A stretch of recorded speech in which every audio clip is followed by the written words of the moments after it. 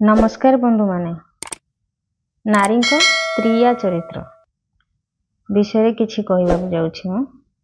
जने पुरुष लोक जाउ थाए बाटरे ताकू बहुत शोष लागिला एपट सेपट देखिला कोनोसी पानी कोउठी मिलिला नाही किछि बाट जिबा परे देखिला गोटे स्त्री लोक कुओरे पानी आनुछि तो पुरुष लोकटी कूओ पाखकू गला एवं ताकू पानी पीवा पई मागिला स्त्री लोकटी बहुत खुशी रे पुरुष लोकटी को पानी मध्य पियाइला पुरुष लोकटी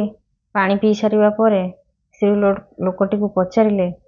आपण मते महिला मानकर त्रिया चरित्र विषय किछि कहि परिबे कि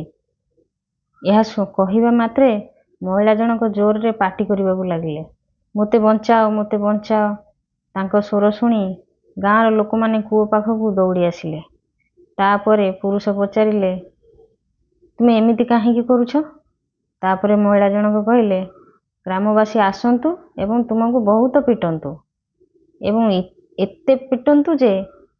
तुमको अक्कल आसी जाऊ यह शुणी पुरुष जनक कहले मते क्षमा कर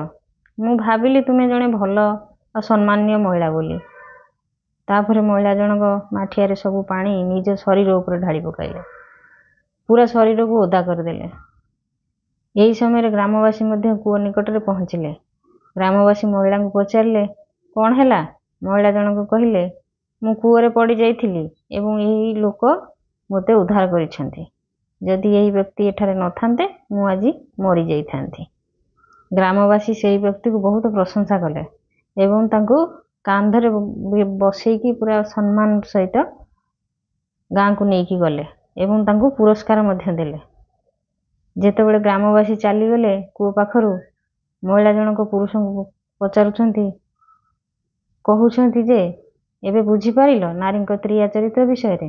जदि तुमे जने महिला को आघात करिवो तांको दंड दबो तांको हैरान करिवो से तुमरो समस्त सुख और शांति पूरा छड़े नेबे जदि तुमे तांको सम्मान देबो खुशी रे रखिबो से तुमको मृत्युरु मध्य उद्धार करिकी आनिबे।